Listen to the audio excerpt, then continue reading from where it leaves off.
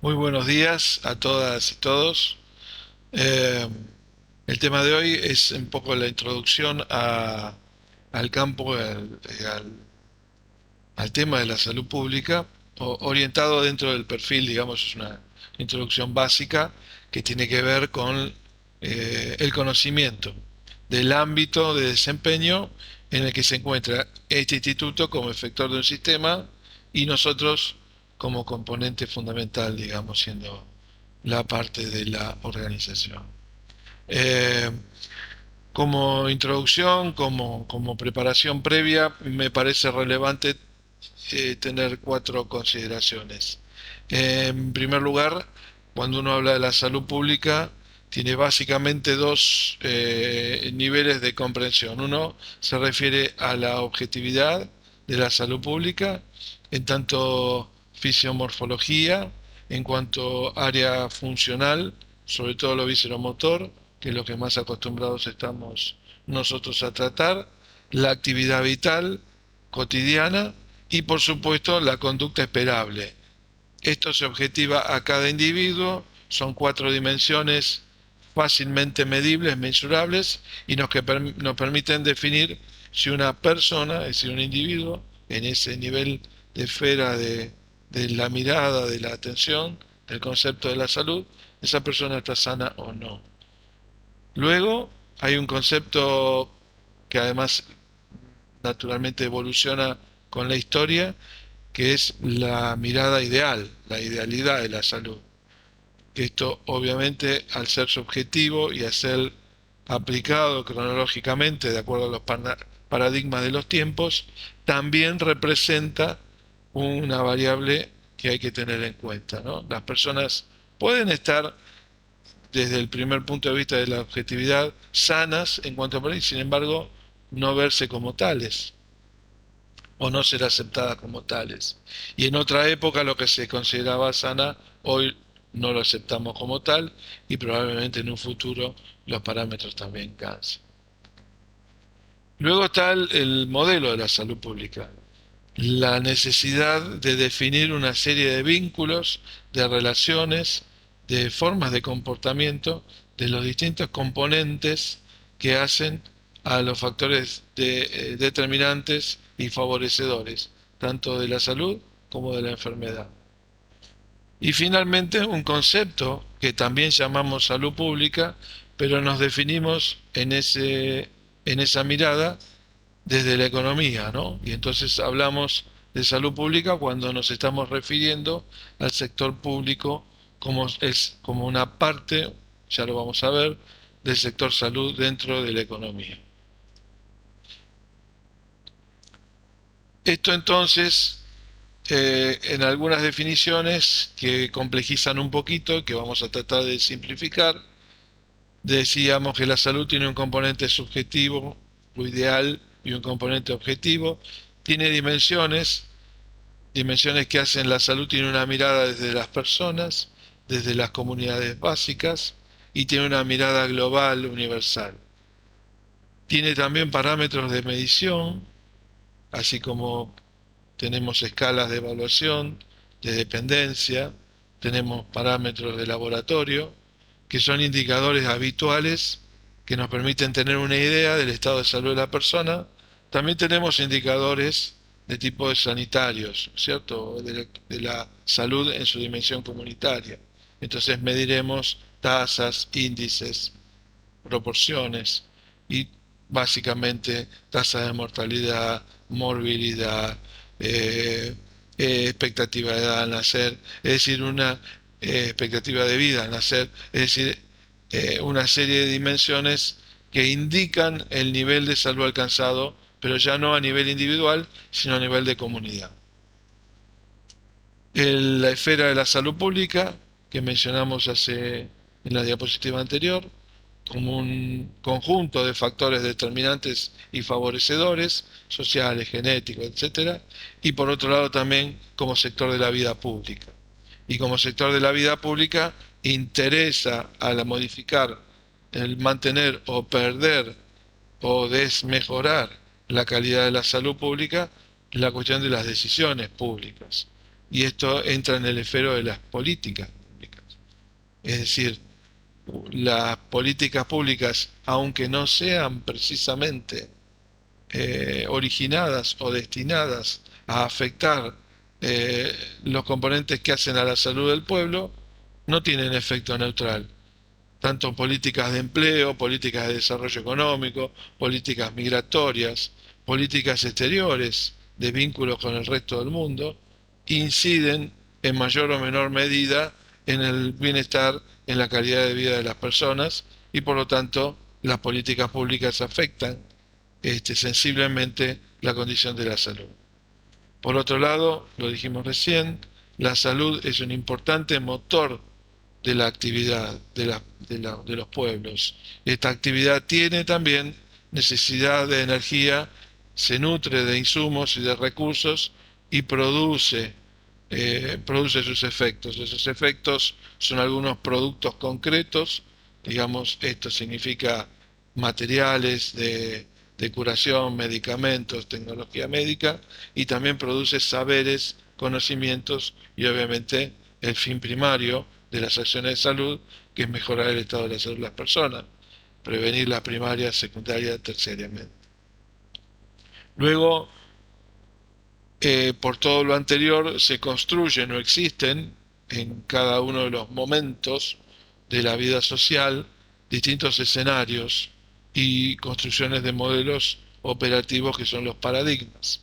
Esos escenarios, obviamente, el escenario clásico se compone, tiene que ver y se usa mucho en los corredores endémicos vinculados, por ejemplo, a infecciones de las vías respiratorias. El escenario estival no es lo mismo que el escenario de la época invernal con el frío, con la emergencia de algunas de situaciones endémicas y brotes que aparecen vinculados a los cambios climáticos. Eso define un escenario natural. Un escenario de convivencia, imagínense que en este momento, digamos, las acciones bélicas más conocidas, que es el conflicto entre Rusia y Ucrania, obviamente ese escenario, que es político y es bélico, cambia naturalmente la forma en que se entiende la salud, se acepta la salud y se pueden brindar servicios de cuidado y atención. Naturalmente también un escenario de pandemia como el que estamos transitando, esperemos que en su etapa final, cambia radicalmente también las condiciones en que se permite evaluar, considerar y las prioridades, sobre todo que se asignan a la cuestión de la salud. Finalmente, la ciencia que estudia, digamos, la distribución y los efectos poblacionales de la salud gobierna de alguna manera desde lo técnico y desde el insumo más importante, que es el conocimiento del comportamiento de las enfermedades, no solamente de las transmisibles, sino de las crónicas, también en cómo se gestiona el sistema de salud. Es decir, que cuando uno habla de la salud pública, habla de cosas, y este es el sentido de hacer este breve y rápido pasaje por todos estos conceptos, habla de bastantes más cosas complejas, como si no lo fuera por sí complejo, que un hospital público cuando habla de la salud pública.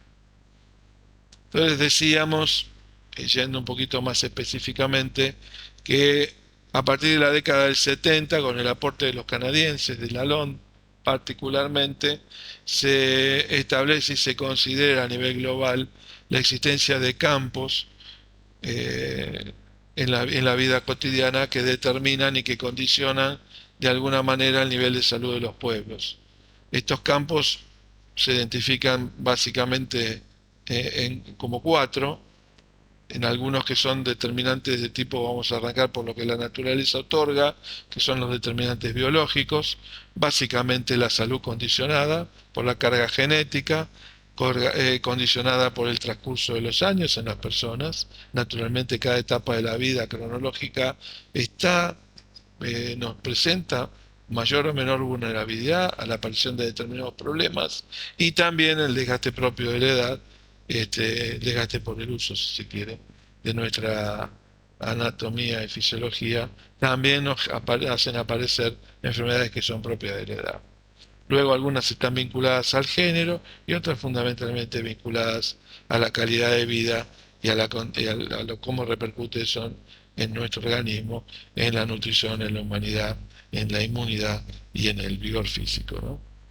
Luego hay una cuestión que es clásicamente asociada a los estilos de vida, es decir, determinantes conductuales. Hay hábitos que son claramente tóxicos o contrarios a la salud. El más conocido, el más estudiado, son el consumo, digamos, inadecuado o el uso del tabaco, el consumo inadecuado de alcohol, las conductas riesgosas en tránsito, violencia de distintos tipos, que hacen a las costumbres, en creencias vinculadas también a la negación de la ciencia, en fin, etcétera.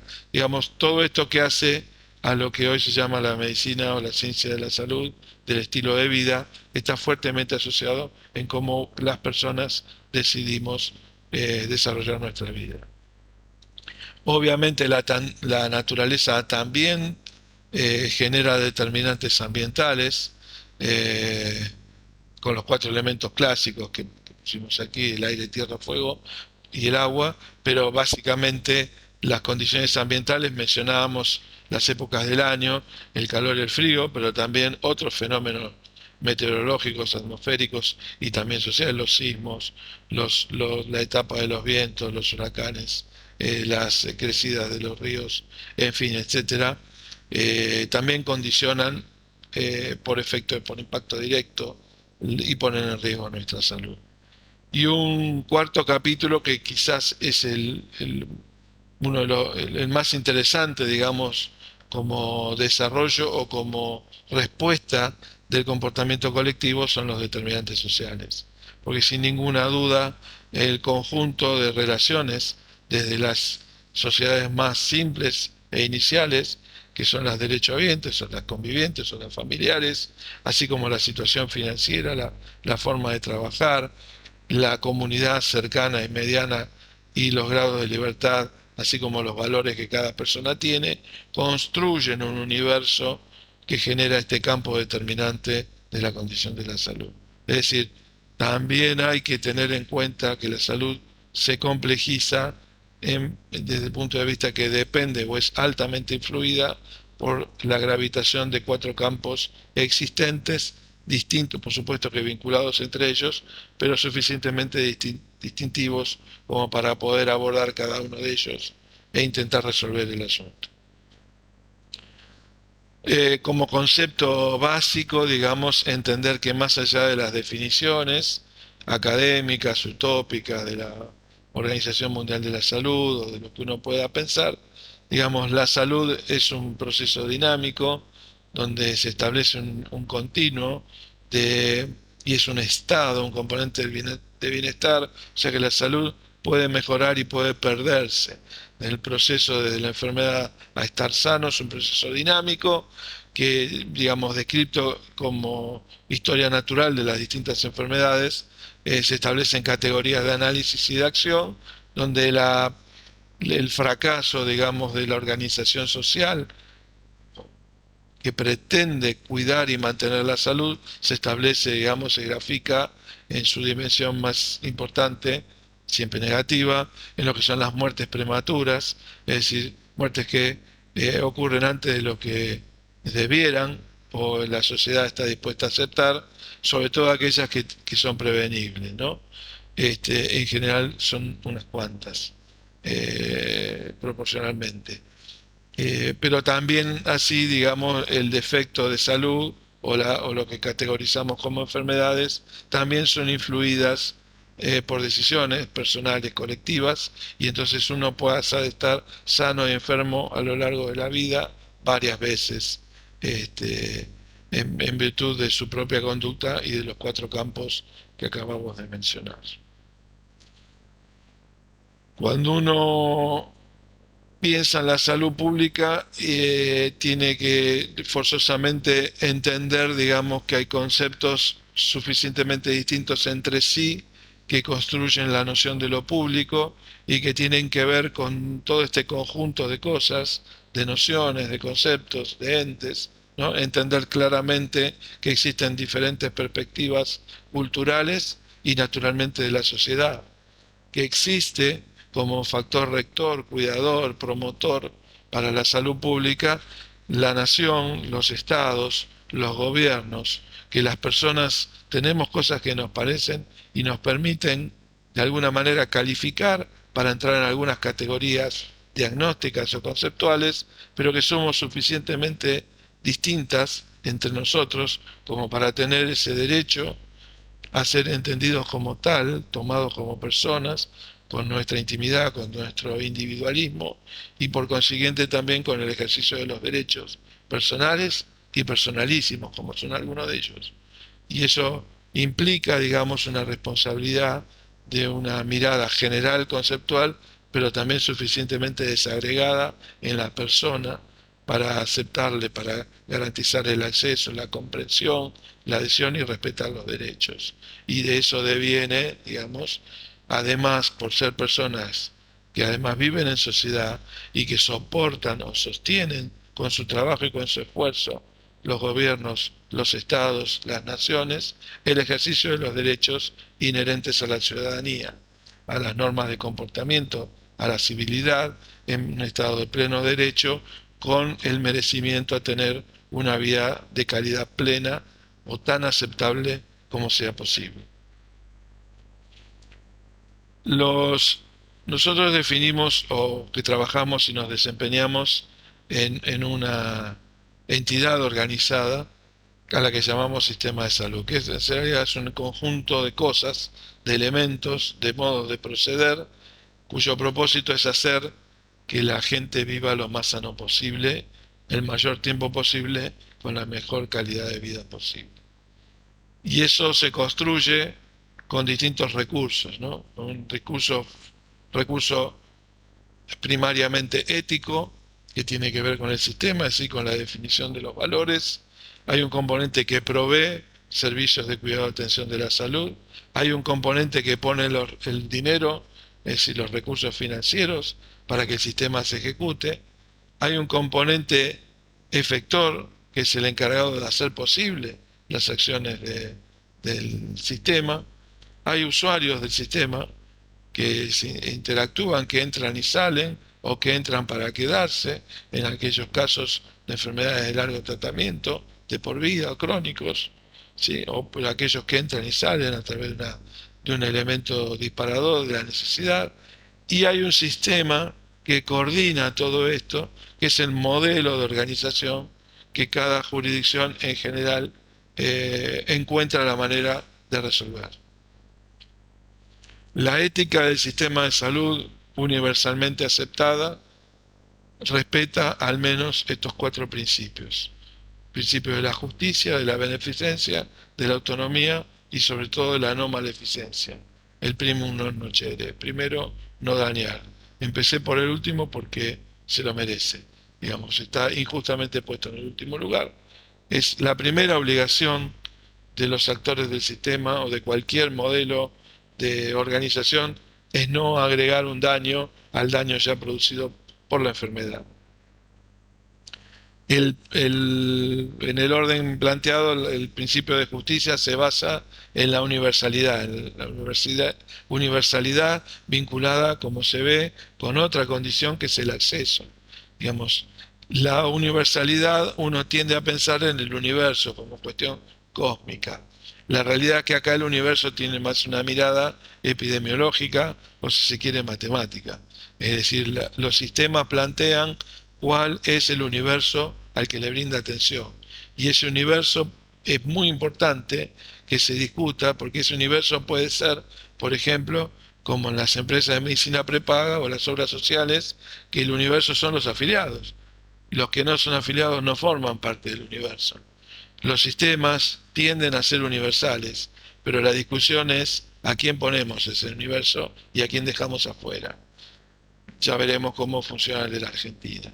Y ese universo define el acceso. ¿El acceso a qué? A la salud. El acceso a la salud es también una definición poco clara. Lo que definimos el acceso es al cuidado, a las acciones concretas de promoción, de cuidado y atención de la salud. A eso se define. Los sistemas son en general solidarios porque al ser colectivos no existen suertes individuales por fuera de los demás. más allá de que todavía consiste en privilegios asociados a cosas que poco tienen que ver con la salud, con el mérito, pero la realidad es que los sistemas funcionan o son tan fuertes como el ejemplo de las cadenas. Las cadenas no son más fuertes que el más débil de sus eslabones, y en este caso es lo mismo. La suerte que corre cada uno de los elementos del sistema es la suerte que corre el sistema. Si tenemos un sistema muy bueno en capacidad de información, de conocimiento, pero con efectores malos o con capacidad por debajo de lo que se necesita, el sistema funciona mal.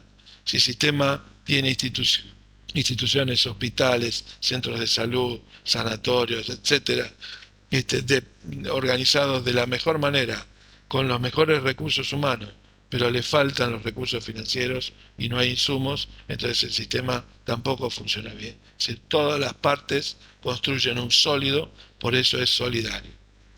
Luego, una cosa muy importante que genera discusiones y que son muy sensibles a las miradas de los gobiernos, que es la equidad del sistema. Equidad significa que el sistema es independiente de la contribución financiera y distributiva. Es decir, que el sistema debería llegar más rápido y con más intensidad a aquellas personas que más, o comunidades, que más lo necesitan, independientemente de la capacidad de pago.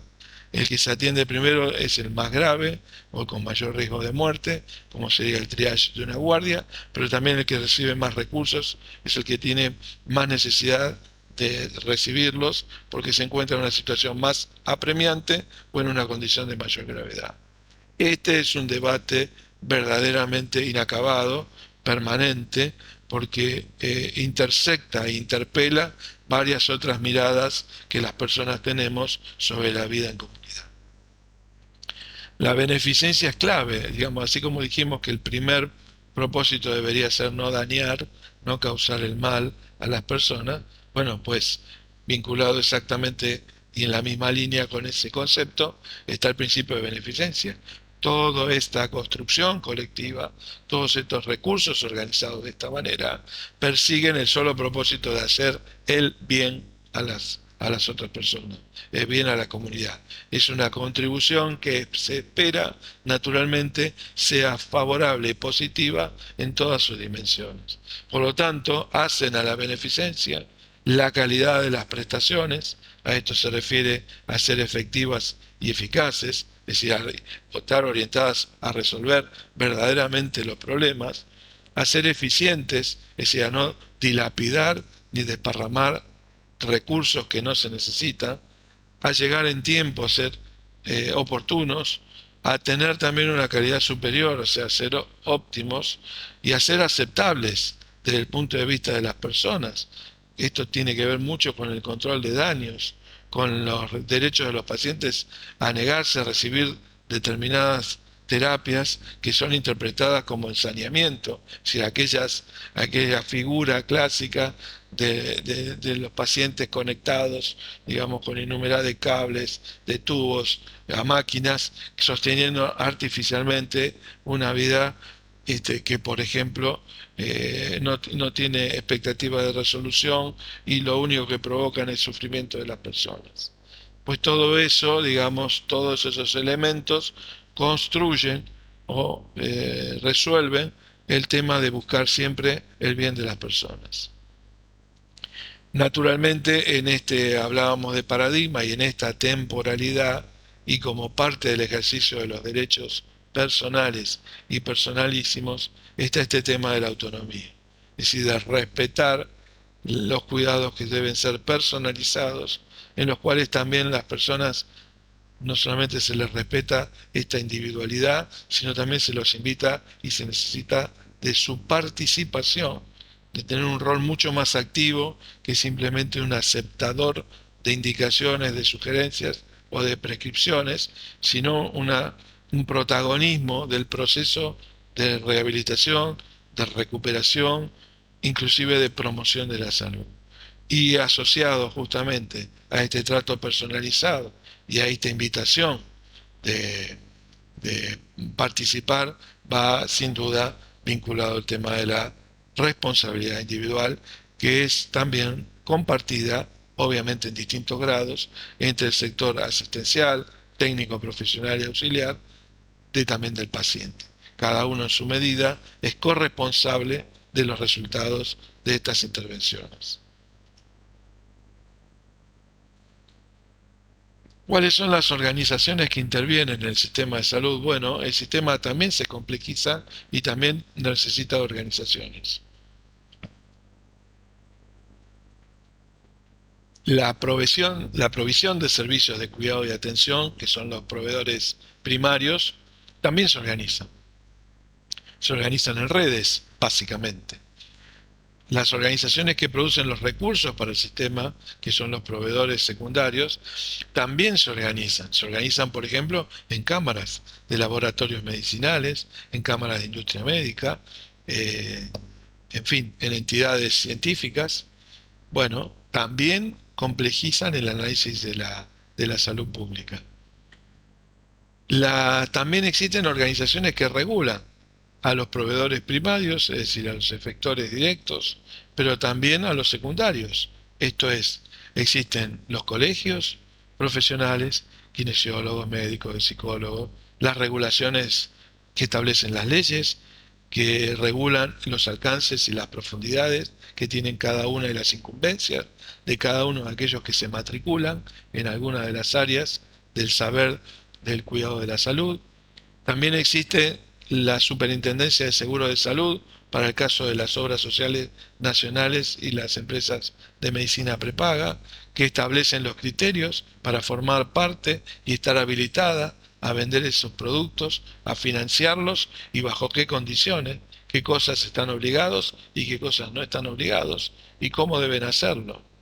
También existen organizaciones que representan a estos proveedores, que ni las regulan ni los producen, pero las representan los sindicatos, por decirlo de alguna manera, las cámaras también de alguna manera de las entidades empresariales, y luego los grupos de empleados y de usuarios, cada uno en su métier, el grupo de autoayuda de los pacientes, que luchan o se organizan para obtener, digamos, a juicio de lo que corresponde, resolver una situación de necesidades o de derechos que no se cumplen, que no se satisfacen, y por supuesto los empleados en las organizaciones de base, desde ya en los servicios, en los grupos y por supuesto también en la actividad sindical. Es muy importante materializar todo lo que se dice a través de los recursos financieros. Esto significa que para que el sistema funcione hay que inyectarle dinero y ese dinero tiene distintas fuentes de financiamiento, que ya veremos cómo son. Nosotros trabajamos prácticamente con todas las fuentes del financiamiento y constituimos en nuestro instituto, como en todos los hospitales, establecemos un presupuesto. Ese presupuesto permite la planificación de nuestros ingresos de recursos y en qué los gastaremos en cada área. Y el presupuesto tiene, por supuesto, una aplicación inmediata y que nadie puede reemplazarlo en la administración del sistema, pero también tiene un efecto político. Lo que no está presupuestado no se va a ejecutar políticamente. Lo que no figura en un presupuesto no va a existir en la praxis, no se va a ver reflejado. Por lo tanto, la construcción del presupuesto tiene un componente indudablemente técnico del área, pero también tiene un componente público, si se quiere, está político, porque debe reflejar en sus componentes las acciones que se definieron estratégica y tácticamente en cada una de las instituciones. El cash flow o flujo de caja, como traducción casi bestial del inglés, es que todos estos recursos puestos en un esquema presupuestario, originados en distintas fuentes, obviamente transitan la institucionalidad y hacen que siguiendo ese dinero se logren plasmar las decisiones que se tomaron antes y se logre poner en concreto y realizar las acciones de cuidado y atención de la salud. el dinero circula y vamos a ver en algunos casos cómo, y eso hace posible son como decía Hipólito Yrigoyen, las efectividades conducentes. Es decir, es lo que hace efectiva la realidad. Y nosotros tenemos naturalmente, al finalizar del ejercicio eh, anual fiscal, digamos, de cada año, que cuando es una rendición de cuentas.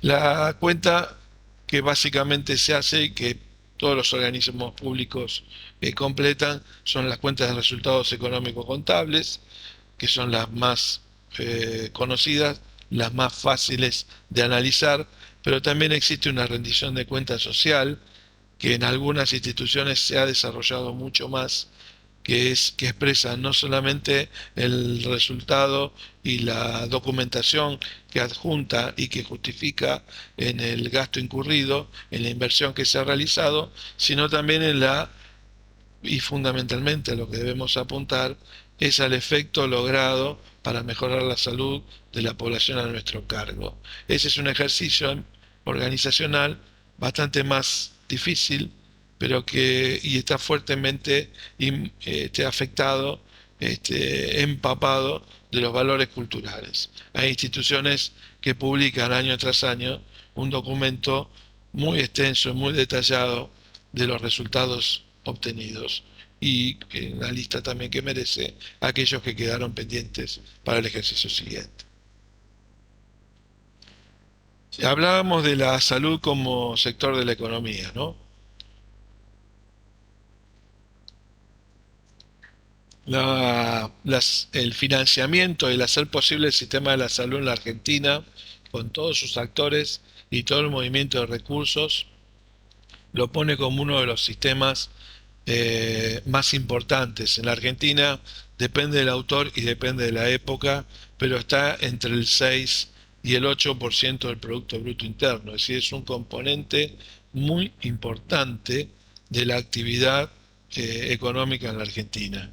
Esto tiene que ver no solamente con el dinero que se pone en los hospitales, el dinero que se invierte y que se distribuye a través de la seguridad social, sino también a la elaboración y venta de medicamentos, a la tecnología médica o tecnología de la salud que se aplica, tecnologías conocidas nosotros no solamente en el diagnóstico, sino también terapéuticas asistivas, sino también en aquellos insumos que se utilizan en el sector. Digamos, hay una cantidad, digamos, de recursos que significan actividad económica, trabajo, valor agregado, que se mensura y que mueve toda una maquinaria económica para una actividad y un sector muy interesante, y que no siempre en la sucesión de los gobiernos se le presta la debida atención, que ya de por sí, por naturaleza, merece por ocuparse del asunto que se ocupa, que ni más ni menos que del bienestar en su componente salud, sino porque, como si eso fuera poco, además involucra una maquinaria tecnoindustrial y del conocimiento suficientemente importante que, insisto, es entre el 6 y el 8% del PBI. En el subsector público, es decir, el área que hace al financiamiento público estatal, el sistema se organiza, digamos, como un subsector público, que son los CAPS, los Centros de Atención Primaria de la Salud, los hospitales, hospitales generales, hospitales monovalentes como el nuestro, los institutos provinciales de obra social, como el IOMA, por ejemplo, cada jurisdicción provincial tiene la suya, la seguridad social, básicamente las obras sociales nacionales y el PAMI, y un componente que asocia y que tiene bajo su tutela aproximadamente el 10% de la población, que son las empresas de medicina privada. Estos cuatro, mejor dicho, componentes y categorías constituyen el sector, son cada uno de los subsectores del sector salud de la economía. Para el sistema, entonces, dijimos que tiene un sistema que es el subsistema público, como verán, se financia a través de las jurisdicciones como tiene organizado nuestro país, que es federal, obedecen y responden a un presupuesto de orden nacional, provincial y municipal, que naturalmente las arcas de cada una de estas entidades se nutre de los tributos en sus categorías, impuestos, tasas, contribuciones, etcétera, y esos recursos tienen un destino de transferencia hacia los organismos efectores de la esfera municipal, de la esfera provincial y de la esfera nacional, como somos nosotros. Eh, en general, la estructura tributaria argentina es bastante compleja, y una partida de esa recaudación de los tributos, de los impuestos y de las tasas se transfieren a cada uno de los efectores y están destinados a financiar y a sostener la cobertura de salud para toda la población independientemente de su condición. Naturalmente, como es un sistema que está fragmentado y segmentado, este sistema muchas veces termina subsidiando o financiando a los otros dos. Los otros dos que serían el sistema de la seguridad social, que se nutre de las cargas sobre los salarios, aportes y contribuciones del trabajo formal de la economía, no del informal, y que se constituye de esta manera, ¿no es cierto? El sector de las obras sociales provinciales, que en el estricto yo lo puse aparte en la filmina anterior, porque no son obras sociales, son institutos provinciales, pero podemos asimilarlo acá al sistema del subsistema de la seguridad social, contribuyen del 8 al 10% de su salario, las obras sociales provinciales, las Fuerzas Armadas y las obras sociales de las universidades, con un universo de cobertura constituido por los empleados y jubilados de cada uno de esos sectores. Luego está el Instituto Nacional de Servicios Sociales para Jubilados y Pensionados, lo conocemos como el PAMI, que se financia con un porcentaje del 5% del aporte de los asalariados formales, es decir, todos los que tenemos un sueldo y se nos hacen los descuentos de carga social, financiamos al PAMI mientras estamos en actividad, y luego los jubilados por sí mismos se les retiene, se les descuenta, es decir, tributan también de sus haberes jubilatorios y pensionados un porcentaje que va del 3 al 6%, también para financiar la actividad de instituto. Y está naturalmente orientado a la cobertura de las personas jubiladas y pensionadas bajo este régimen. Y luego está aquellos que trabajan como en el empleo formal en el sector privado de la economía, que contribuyen con el 9% del salario a financiar las obras sociales. Ese 9% se discrimina, un aporte que hace el empleado, que nos descuentan a nosotros, que es el 3%, eso se llama aporte, y el empleador pone el 6% restante, eso se llama contribución, y entre los dos son los que hacen fluir el dinero hacia las arcas de las obras sociales nacionales para los trabajadores formales y para aquellos jubilados que han decidido continuar, digamos, en la obra social de origen. Aquel que era ferroviario se jubiló y decidió no pasar al PAMI y seguir como jubilado. De este sector de obras sociales nacionales es muy importante recordar que a partir eh, de la década del 90, a través de un decreto propuesto por el entonces ministro Cavallo, tienen la potestad de lo que se llama desregular la cobertura, es decir, redirigir sus aportes en lugar de ir a su obra social natural inherente al sindicato de la rama de la actividad que le corresponde, transfieren estos recursos para cofinanciar la cobertura de una empresa de medicina prepaga, ¿no? Y complementar en caso de que se haga necesario con el gasto de bolsillo. Y de esa manera correrse del subsistema de la seguridad social para entrar en el subsistema privado de la medicina prepaga. Esto es tan así que hoy la empresa de medicina prepaga tiene más o menos en su cartera el 80% de sus afiliados desregulan del sistema de obras sociales a la empresa de medicina prepaga. Con lo cual, como ustedes ven, hay un caso interesante y bastante difícil de aceptar de transferencia de recursos del sector público hacia el sistema de la seguridad social y el sistema de la seguridad social al sistema de la empresa de medicina prepaga, al revés de lo que debería hacer. Es un sistema que está consolidado por el uso y probablemente sea la explicación, por lo menos desde el punto de vista técnico, más elocuente de la necesidad de reformar el sistema. Los recursos, el cash flow, el flujo de caja, tiene que ver con esto. Fíjese en la columna verde están todos los tributos, ¿no? Los impuestos no coparticipables, los coparticipables, los aportes del financiamiento internacional, básicamente el Banco Mundial, los impuestos provinciales, los impuestos sobre la nómina salarial, es decir, aportes y contribuciones, y el pago de las personas a través de básicamente del impuesto a las ganancias, del IVA, financian las distintas jurisdicciones, nacional, provincial, los institutos de obra social provincial, el PAMI y naturalmente los aportes a la nómina laboral, salarial, a las obras sociales nacionales.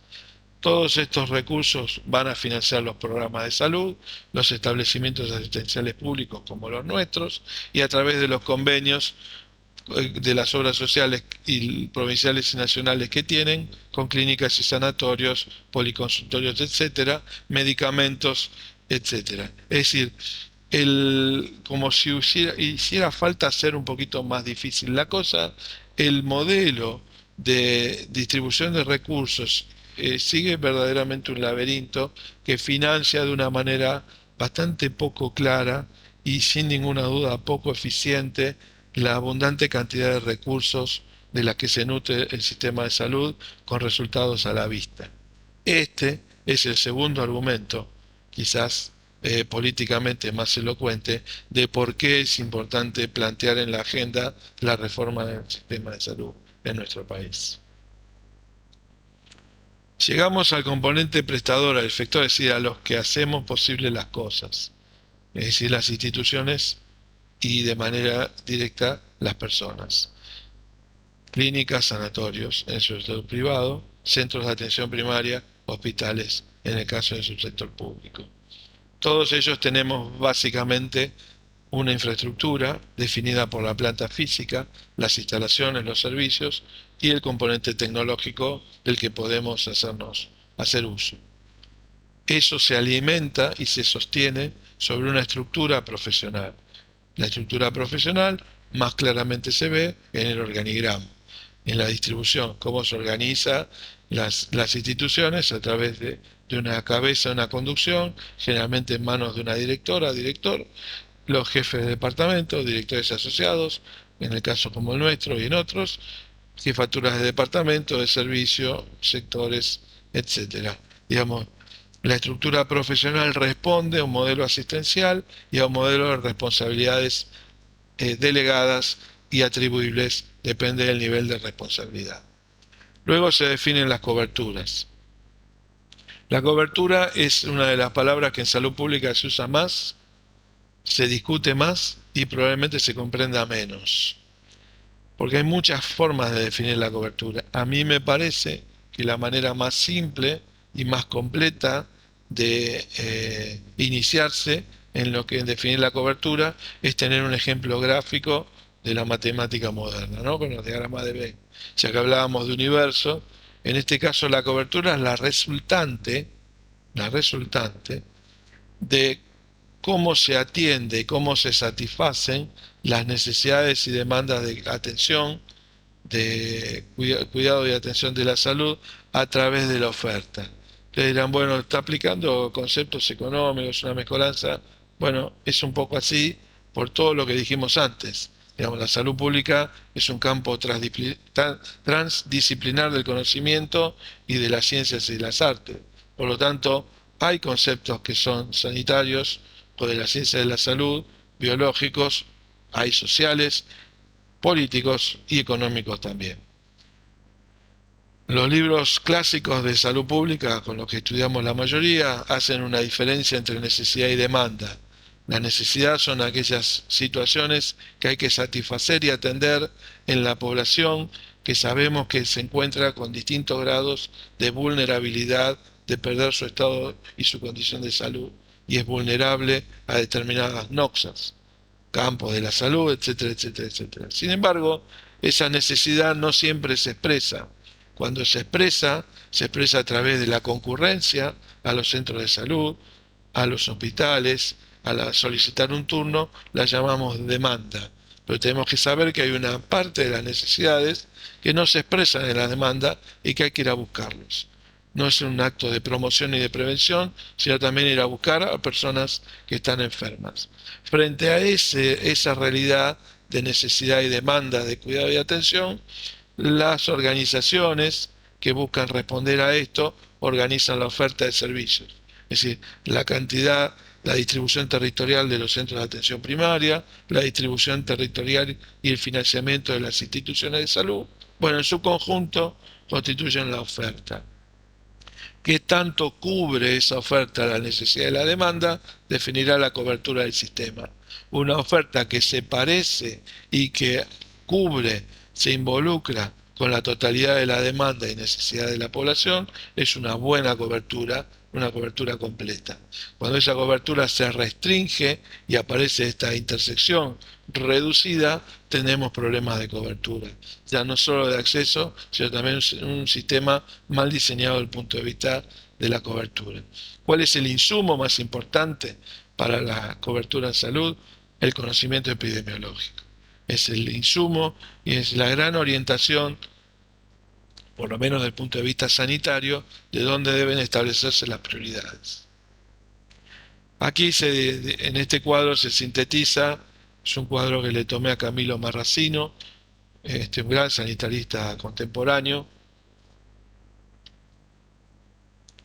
de cuáles son los criterios de prioridad para la asignación de la cobertura y cómo el criterio se basa en distintas análisis de prioridades, logra más o menos eficiencia y en los ejemplos que tenemos a simple vista. Los sujetos del sistema, es decir, las personas a quien van dirigidas los esfuerzos y que contribuyen con sus responsabilidades personales también en el logro de los resultados esperados. Nosotros ponemos en la misma categoría ciudadanos, consumidores, usuarios o beneficiarios. En realidad puede tomarse tal licencia y ponerlos a todos en una misma categoría, pero la verdad es que el consumidor es todo un concepto mucho más mercantilista, mucho más limitado y acotado. Consumidor es el que va, paga y se lleva algo que necesita o que le gusta. Usuario y beneficiario implican un nivel de responsabilidad o de coparticipación de la organización. Es decir, un usuario es alguien que forma parte de la organización y la usa.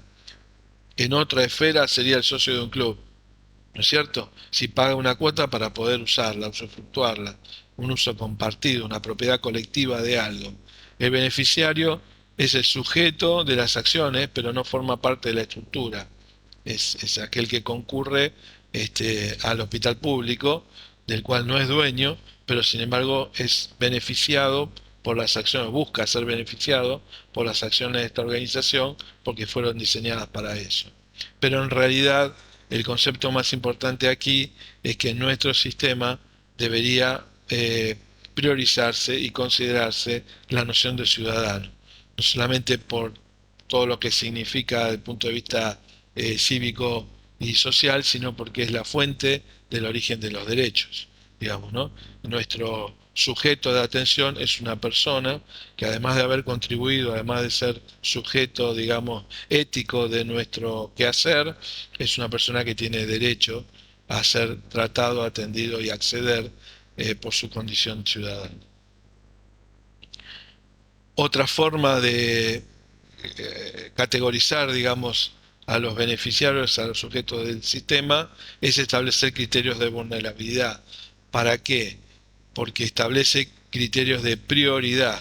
Digamos, si nosotros tenemos claramente definida cuál es nuestra población vulnerable, basados en el principio de la equidad, es donde más esfuerzo o donde más atención prestaremos. Entonces, es una categoría de análisis válida porque le permite al sistema operar, ser más óptimo y ser más justo, y ser, desde el punto de vista ético, un mejor sistema. Luego la población cubierta, el universo. ¿Sí? El universo, les voy a poner como un ejemplo. Cuando ustedes, sin duda, que en el quehacer cotidiano observan mucho más pacientes de marplatenses o de la zona de influencia, pero en realidad nuestro instituto es nacional y nuestra población cubierta son todas las personas que habitan el suelo argentino. Se dan algunos casos y esto tiene que ver con asignaturas pendientes. La pandemia también condicionó como escenario, como paradigma, pero nuestra población cubierta es todo el país. Por eso pongo la diferencia entre potencial y real. Esto es potencial. La realidad es que se nutre fundamentalmente de personas que están más cerca y tienen mejorado el acceso porque provienen de la localidad o de las áreas cercanas. Pero en realidad la población cubierta nuestra es todo el país. Debida o indebida tiene que ver con los criterios de admisión, ¿verdad? Llegar los pacientes que tienen que venir, que están en la ventana terapéutica, que tienen mayores condiciones y mayores probabilidades de requerir el nivel de complejidad que puede ofrecer el instituto y no pueden ser tratados o recibidos en otros niveles de complejidad menor que pueden ofrecerle otros establecimientos jurisdiccionales. En Argentina la población está básicamente distribuida de esta manera. Digamos, los trabajadores con seguro social, que son los que financian las obras sociales nacionales, es alrededor de la mitad de la población. ¿Sí? Estos son, digamos, aquí ponemos trabajadores con seguro social, las obras sociales nacionales y las provinciales. Esto financia, digamos, al sistema de la seguridad social.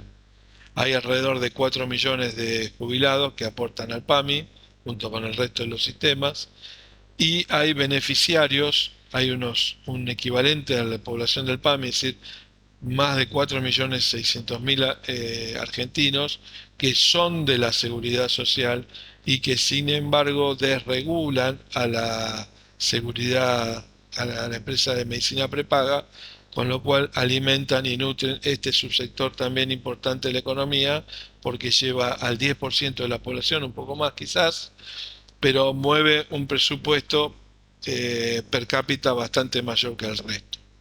Y quedan las personas que aquí llamamos sin cobertura. Esto no es del todo cierto.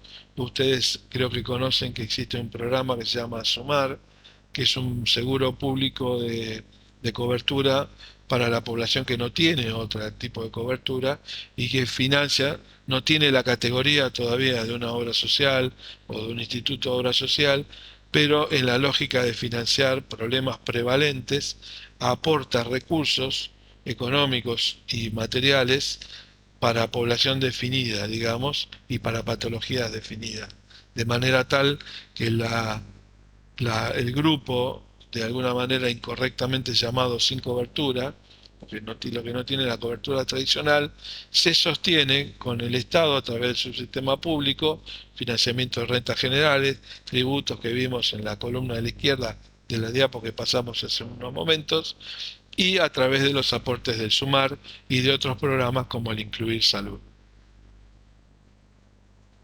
Para que una organización pueda brindar sus servicios, debe cumplir determinados requisitos. Y uno de ellos es la habilitación, otro es la categorización y otro es la acreditación. La habilitación es el equivalente en una institución como en una persona tener la matrícula. Es decir, el Estado, la autoridad pública, le otorga, lo hace hábil para desempeñarse en alguna de sus áreas.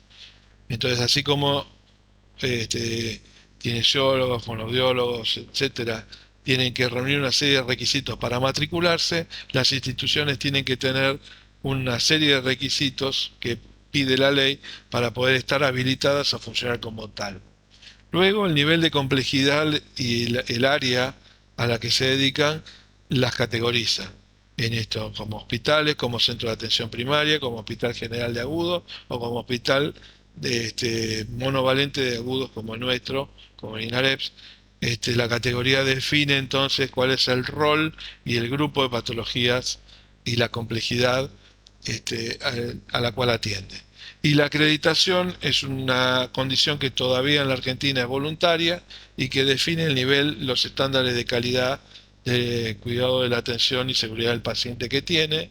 En nuestro instituto estamos trabajando bastante fuerte en este sentido para lograr la acreditación, es decir, un nivel de cumplimiento de los estándares exigibles de calidad y de seguridad del paciente que tienen las instituciones. Luego también otros elementos importantes que son todas construcciones, digamos, ¿no? La relación, cómo se vincula con el entorno, cómo maneja el cuidado del medio ambiente, el ingreso y egreso de personas, los horarios, el cuidado de los residuos, residuos normales, residuos patológicos, forma todo el componente de la relación con el entorno. Los organigramas que revelan la estructura jerárquica de de la organización, los niveles de conducción, si está a cargo, nosotros dependemos directamente del Ministerio de Salud de la Nación, otras instituciones como el Hospital Allende o el Hospital Materno Infantil tienen una dependencia distinta, jurisdicción provincial, pero también tienen la región sanitaria, la zona sanitaria octava. ¿Cómo se define la accesibilidad de las personas? Una cosa muy importante para las instituciones es la cultura organizacional. Merece un capítulo aparte, naturalmente, por lo complejo y lo interesante que es, pero básicamente se refiere